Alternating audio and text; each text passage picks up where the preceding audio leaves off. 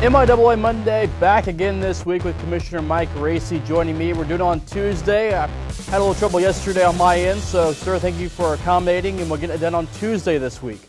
Absolutely. Good to see you, Chris. Thank you. Lots still going on across the MIAA. Not quite done with fall sports. It's been a successful run for the MIAA. Northwest football came to an end in the Elite Eight this weekend, but volleyball, it's still going. You know, Washburn's still in it. Just a lot of good fall sports, getting deep into not just the regionals, but also the NCAA, Elite Eight, and making runs just outside the regions too.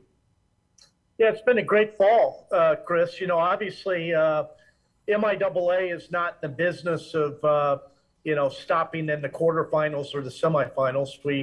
We like to bring home national championships, but when you look at the landscape of NCAA fall sports, and in particular the four team sports that the MIAA participates in: men's soccer, women's soccer, volleyball, and football. We advanced four programs, four different institutions to the Elite Eight in each of those sports.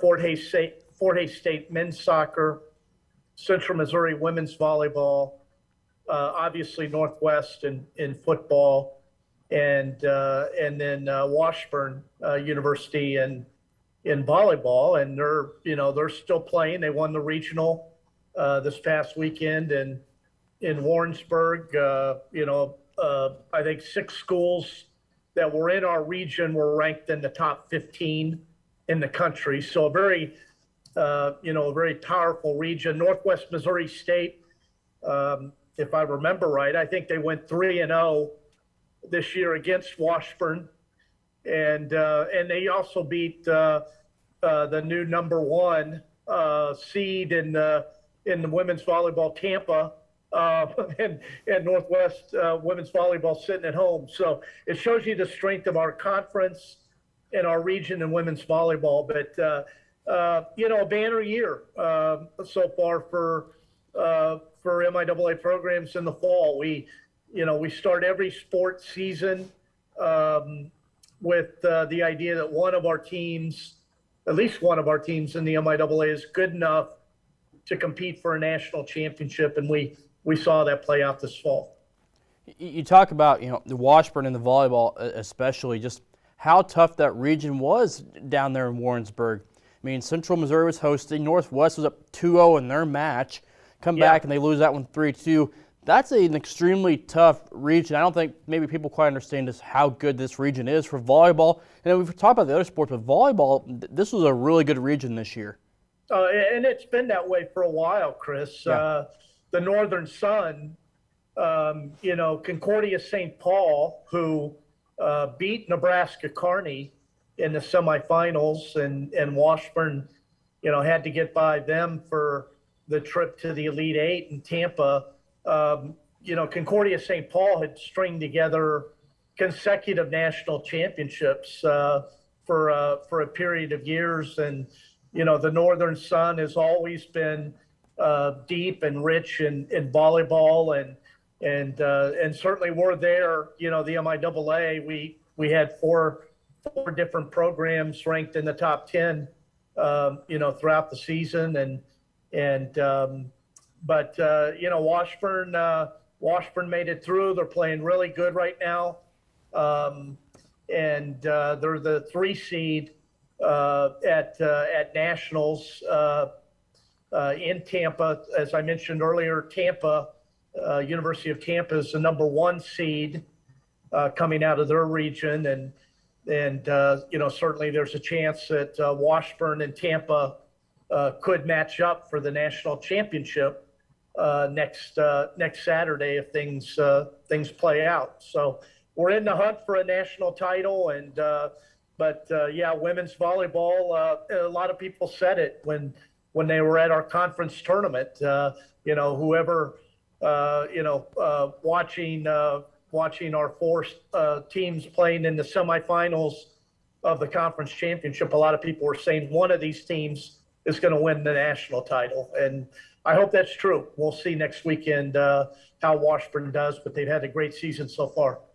Kind of turning the page a little bit, looking at some winter sports. Wrestling, Northwest Missouri Western up here doesn't have wrestling as sports up here, but two teams in the top three rankings for MIAA schools with wrestling. I guess it just continues of MIAA schools having success in multiple sports. Yeah, let's talk about a couple of new schools that we haven't really mentioned yet.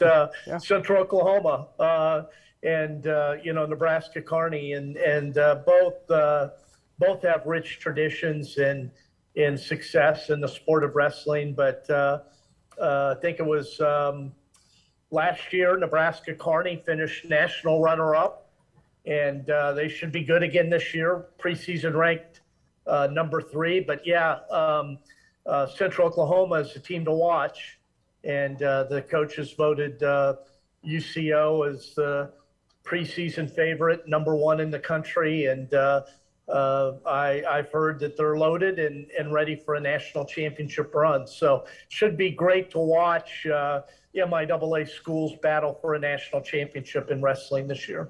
And we don't get too much college wrestling up here. High school wrestling's big, not as big as it is in Iowa. Iowa's its own beast. I've had some buddies up there working some of the state wrestling in Iowa, but wrestling is a very fascinating sport if you never got a chance to see it. It's you and your opponent. I mean, it's incredible to watch, and I've always wanted to see the college atmosphere of it, because high school, it gets pretty intense from the coaches to the athletes to the parents. Everything's just right there. It's an experience that very few other sports can match, just in experience wise. Oh, and then at Kearney and also in Edmond for Central Oklahoma, great community support. Fans come out, great attendance at their events. If you have the chance to go to an NCAA regional or an NCAA national championship, it'll be a full house. They'll pack the gym or the arena to watch collegiate wrestling. So, very popular in Nebraska and Oklahoma as well. And we're excited, as I said, to watch what plays out this year with both Kearney and Central Oklahoma having teams that can compete for a national title. Looking at another winter/spring sport here with basketball. More MIAA schools at the top of the early season rankings, fair to say. Fort Hays State women still number 1, Northwest men number 2 in the rankings. Women's side of things is going to be pretty interesting this year again too. Men the same thing. Looking at the rankings as of this week, and it's still really early, but you have teams like Northwest Missouri Western 6-1, 6-0. They're not receiving votes. Emporia State's really good. They're not receiving votes either. That just almost tells you, number one, how early it is, but also how deep the conference looks like it's going to be this year. Yeah, it's going to be for both men and women. It's going to be another competitive year, Chris. University of Central Missouri on the women's side, a last-second shot away from being in the national championship game again last year and reaching the Final Four. You mentioned Fort Hays. State University, number 1 in the country right now in women's basketball. Nebraska Kearney has another great team. I think Northwest Missouri State is off to their best start in 15 years for women's basketball. Missouri Western is on a 6-game winning streak in women's basketball. Emporia State is always loaded and competitive. Washburn has that tradition and history. So, yeah, Chris, it's going to be a fight to the end. It'll be a great conference tournament. I hope that we've got an MIAA team that is in position to host a regional tournament and then make a deep run in the NCAA playoffs. But it's great to see right now. It's great to see Hays at the top, ranked number 1 in the country, and deservedly so. They've got a lot of great student athletes back on a very competitive team from last year. So it'll be fun to watch. But as always, yeah, women's basketball in the MIAA, very deep and very talented. And as we're talking here, the men's rankings, updated rankings, is coming out as Northwest 2, Forte State receiving votes. And that doesn't include teams like Washburn that have been up there last couple of years, Missouri Western last year too. Just a lot of openness on the men's side of things too. Last week with the MIAA Basketball Saturday, looking at last year's, all MIAA teams, some of those faces aren't here anymore, but a lot of them are back. That just tells you how deep the conference is on the men's side too. Yeah, and I think a lot of our men's teams have been dealing with some early season injuries. I know Missouri Western, is starting to get healthy and they're winning now. Washburn has had some injuries early. They'll get their stars back ready to go second semester. Roger State is playing really good basketball this year. Central Oklahoma has a really good team this year, but a lot of new faces in the conference, Chris, on the men's side. I think, some teams taking a little bit to figure out roles and chemistry and how to play together. Northwest has it humming again. Trevor dropped 40 points, I think, this weekend, and they're awesome to watch. And so, like we were talking about in women's basketball, I think it's going to be an exciting March tournament, MIAA basketball here in Kansas City at Municipal Auditorium, and hopefully one of our men's teams will be also positioned to host a regional and make a deep run in the NCAA tournament. Yeah, it wasn't the game Saturday for Northwest, but Trevor Hudgens broke the singles game three-point record that was broken the week prior by West Dreamer. So, he puts up a 40-point game and just does what he does. Everybody in the league, country at Division II knows what Trevor Hudgens can do. But and the thing about him, Chris, is that, and you've been around him, a very humble person. Yeah. Somebody that, is about team and about representing his university, just a class person. And, really, I think indicative of the type of student athletes that we have throughout the MIAA in all of our sports. But, Trevor is a great athlete, but even a better person, and really represents Northwest with complete class. Absolutely. Him and Diego Bernard in that backcourt for Northwest, arguably one of the better backcourts that probably anybody's seen in quite some time in I would agree. II. It's hard to believe that there'd be a better tandem than what they've done the last couple of years. We were talking about that the other day. We're like, I don't know if you can find a tandem, and they're unselfish at this point with it too. Both of them had to take away parts of their game so the other one's successful, the other people on the court are successful too. It's fascinating to watch those two, especially run the offense and defense for that matter too.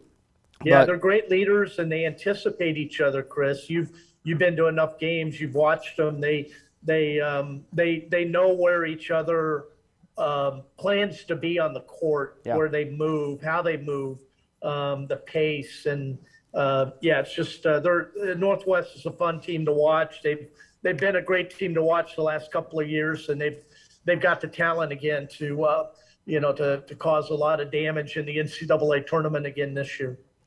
Switching gears a little bit, going down to Jefferson City for this one. Lincoln Blue Tigers, historic day for them last week. Very, very big announcement for them with Open Doors. We talked about Open Doors last time with you with the MIAA. 6-figure NIL deal with the Lincoln football program. That's huge, number one. And that's going to open up a lot of doors for those student athletes and potentially Lincoln at the same time, doesn't it? Yeah, it does. I think I characterized it in a tweet that I sent out as a game changer, and I mean that. Lincoln's been back as a division as an MIAA football member for 2 seasons now, 2 full seasons. I think they played better this year than they did last year. They struggle with depth, They just don't have the numbers to match up for 4 quarters with teams like Northwest Missouri State and Hayes and Washburn. But this deal, and I applaud the leadership at Lincoln for understanding how name, image, likeness can be used to add resources to your program and to really serve as a tool to go out and recruit more and better student athletes. And this will change their football program. An investment by one of the friends of the program, a donor, booster, that wanted to do something to help every football student athlete. And that's what this deal does. It doesn't single anyone out. It's certainly in compliance with all of the laws of the state of Missouri and the NCAA policies, that it will benefit all Lincoln football players. And I mentioned in their press release that to me, it just underscores what I believe since day one, that MIAA student athletes are a great investment. There isn't a group of student athletes in any division like the MIAA where student athletes have the type of influence and skill and talent that companies want to have their products and to be associated with. So I think it just tells people, whether you're an alum or a small business or a regional company, that MIAA schools, through name, image, likeness investments, are a good use of your marketing and promotional dollars. And I think Lincoln will find that this NIL activity will generate immediately on the recruiting trail, as they're able to talk to prospective football student athletes and tell them about this great thing that they've created, and come to Lincoln, play football in the MIAA, play in front of crowded stadiums on the MIAA network, compete against teams that are going to be playing for national championships. And by the way, you'll have a name, image, likeness agreement by coming and playing football at Lincoln. So it's a big deal for them. It's a big deal for the conference. It's a big deal for Division II football. They're the first HBCU program in the country, Chris, to have this type of a name, image, likeness agreement for an entire team. So I was very proud to hear this news, and I think it's signs of things to come at Lincoln. Is they've got a new president, new AD, new football coach, and I think they're doing good things. You talk about how much this can be a game changer for this program, and we've kind of talked about it. It's been a struggle since they've kind of come back into the conference of kind of competing with the other MIAA schools. This, and you mentioned it, this kind of helps level the playing field a little bit, because you're having to recruit against the Northwest, the Central Missouris, the Fort Hays States, just everybody that's basically recruiting Missouri and the surrounding areas. But this kind of gives them maybe a little bit more of an advantage, a little bit in some aspects, maybe especially the local kids around Central Missouri area and the Jeff City, Columbia area, just because Lincoln is putting a lot into their football program now too. Yeah, and as we've talked in this podcast since midsummer, the world has changed, and it's college athletics is whether it's through changes the NCAA's made or changes that have been pushed on college athletics from outside groups. But it's changed, and Lincoln is quick to realize that when you're recruiting student athletes now, they're going to be concerned about things like quality of education and type of facilities I can play in, and training related topics. But they're also going to be asking about name, image, likeness, and what opportunities will I have in this community or at this institution to maximize those NIL rights. And student athletes are going to ask that question in Division III, Division II, or Division I. And I've really been pushing hard that the MIAA needs to be the leader in NIL in Division II. If you're a Division II caliber student athlete, highly skilled, and you want a great education, you want to compete for national championships, there's no better place to go and maximize your NIL rights than at an MIAA institution. And again, I applaud Lincoln for being aggressive and being first out of the gate for this type of program-wide NIL initiative. And one can probably assume that we're going to see other MIAA, schools, programs getting involved in this. And how much is this going to be that type of race to see who's going to get what? And it's kind of one more layer to everything that we see kind of with college athletics of, like you talked about, MIAA trying to be aggressive out in front of this because everybody else is going to try to do it too.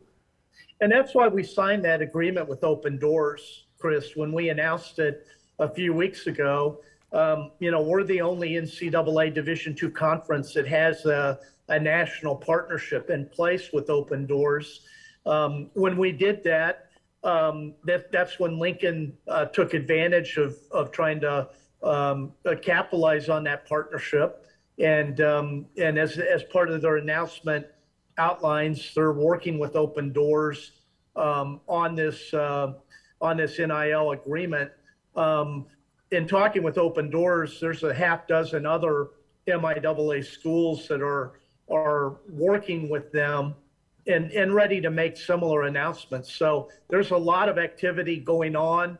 And yeah, it's going to be another place where, like facilities, where one program builds a nice indoor facility and then everybody wants to try to do the same thing. We're going to see the same thing in NIL.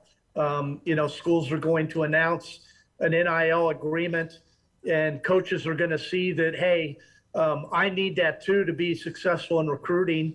So they're going to go out and put something similar in place. So it's going to be very competitive, but a lot of credit to Lincoln for being the first out of the gate. This is always an interesting rabbit hole topic to get into because where everything kind of, like you said, the world's changing. Everything's changing around us. For the idea that this is kind of changing college athletics even more, but at the same time, like you talked about, indoor facilities, everything else is already changing anyway. This is just one more layer to already a complicated system because it's not really a level playing field because everybody has the same chances, but at the same time, everybody can take advantage of different situations too, right? Yeah, and I think it's going to depend on the creativity of schools and the types of things that boosters and donors and friends of the university want to get involved with. But I think, as I mentioned before, this is a very positive development for NCAA Division II sports. Almost every one of these student athletes at Lincoln is on some sort of a either partial scholarship or no athletic scholarship at all, and they have to figure out a way to pay for college. And a lot of student athletes in Division II, whether we're talking about at Lincoln or at Northwest Missouri State, have to do things like take out student loans or borrow money from mom and dad or grandma and grandpa, try to work 2 jobs during the summer. And for a lot of these student athletes, money that they can get off of their name, image, likeness in Division II, it's not going to buy a new car. It's not going to buy fancy new clothes. It's going to help a student pay for books or help them, finish writing that check for whatever they have to pay off for tuition and fees. So this is a way in Division II for a lot of these students, Chris, to not have to go into student debt as part of their sacrifice in playing college sports for their university. And I think as more and more alumni realize that and figure that out, at every one of our MIAA schools, we're going to have alumni and boosters trying to figure out how they can put together these type of collective name, image, likeness agreements to help student athletes out.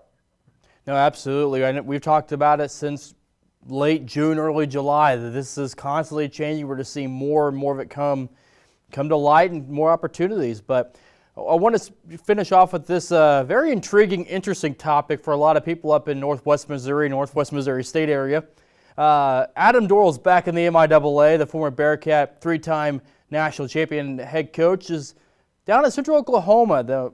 The university announcing that Sunday kind of caught, I think, some people off guard to see Adam Dorrel back in the MIAA, not in that Bearcat green and white. But that's big for, I think, Central Oklahoma and the MIAA to have a coach like Adam Dorrel back in the league too. Yeah, we saw this play out a little bit when Kim Anderson left Central Missouri after winning the national title and ended up on the sidelines for MU for a couple of years, and then found his way back to the MIAA at Pittsburgh State. And I think a lot of UCM Mules fans had trouble, for a while seeing Kim Anderson on a different sideline, right. and that'll be the adjustment I think we'll have to see for Bearcat fans for a while. But Adam Dorrel, former MIAA student athlete, obviously a very, very successful student athlete, and a very successful football coach. It's great to have him back. And a big Wednesday press conference on campus where he'll officially be introduced. And, Central Oklahoma, I think this is a sign, Chris, really of the commitment they have to being a top-level MIAA football program. They put a lot of money recently into their facilities. They have some of the nicest facilities, or stadium facilities anyway, in the MIAA. And when Coach Dorrel became available, I know in talking to their athletic director, he was obviously choice number one, and they went out and signed him. And I know he's excited about being in the MIAA and living in a community like Edmond, just outside of Oklahoma City, to recruit Oklahoma. And I think we'll see some good things right away. I don't think a lot of people realize, Chris, how what type of rich tradition exists at Central Oklahoma. They're actually the fourth winningest Division II football program in the country, and had for a number of years lots of success in the Lone Star Conference as a member of that conference. And I think they've really for a few years, I think they've underachieved in the MIAA. There's certainly talent that's been part of that program, and but the institution's committed, and I think we'll see some great things happen. And I'm excited to have Coach Dorrel back in the MIAA. That part right there, having Adam Dorrel back at the MIAA, a three-time national champion as a head coach. I mean, he was on staff when they won it in 2009. Pretty sure he won it when he was a student athlete too at Northwest. If I have my timeline set up right, I may be a year or two off. But just the fact of having that resume as another coach back in the MIAA. I mean, he was at the FCS level. He's back in the MIAA. How does that maybe help the brand, so to speak, of MIAA football, having another guy like that in the conference? Yeah, and I think we see that throughout a lot of our sports, Chris. That you take, for example, a coach like Brett Ballard at Washburn, that had been an assistant coach at Wake Forest, and decides that an MIAA head coaching position is a better opportunity for him and his family. And I think we've seen coaches in the MIAA that have opportunities to leave and go do other things and turn those down because they know the MIAA is a place that you can connect with student athletes and change lives and really really change communities in what you're doing. And I think Coach Dorrel appreciates that. And but it does underscore on a national level just what a great conference this is for football. And I think certainly a lot of prospective student athletes, when they see that news that you've got a coach that is a 3-time national champ that now is at a different school in the same conference, realize that hey, there are a lot of great opportunities at the MIAA for student athletes, even those that have real opportunities to maybe go on and play professional football. That the MIAA is a great place to come and be a student athlete. But yeah, certainly a big feather in the cap for the conference to have someone like Adam Dorrel back on one of our sidelines. So I guess that leaves me with one last question. When is the football schedule coming out so we can all start circling that either return home or visiting down to Evan, Oklahoma for Northwest? Yeah, that'll officially be released sometime in the spring, and we'll that's a long time for people to wait on that one. Yeah, we'll have to. I think there's some copies of that out there that folks could probably get their hands on. But yeah, I imagine that there'll be a lot of eyes and focus and attention on that Northwest versus UCO matchup. I saw a lot of comments the last couple of days from a lot of Northwest people. Happy for Coach Dorrel, except for 1 week out of the year. So this will be a fun one for him, and it's a big-time thing for the MIAA, I think, to have Coach Dorrel back in the league. And Central Oklahoma, like you talked about, I don't think people quite understand where it's located, how good of football is down there, just right outside of Oklahoma City. Texas recruiting, Oklahoma recruiting, just a lot of good things right there for Central Oklahoma right now. Yeah, and I think all of that leads to me. As we end this podcast, to make another pitch, Chris, that we need to expand the Division II football playoffs. Yes. We've got to find ways to add more schools into that postseason opportunity, because there are a dozen schools like Central Oklahoma that are ready to turn the page and become more competitive. And Division II football is just getting better and better, and more teams deserving of a chance for postseason and a chance to make a run at a national championship. I'm with you. As long as we keep expanding and not go down to 4. 4 is not the right number for a playoff, but that's a different conversation for a different day. I agree, 100%. MIAA Commissioner Mike Racy, thank you as always for coming on. You bet. Good to see you, Chris. Thank you. Thank you. Good to see you.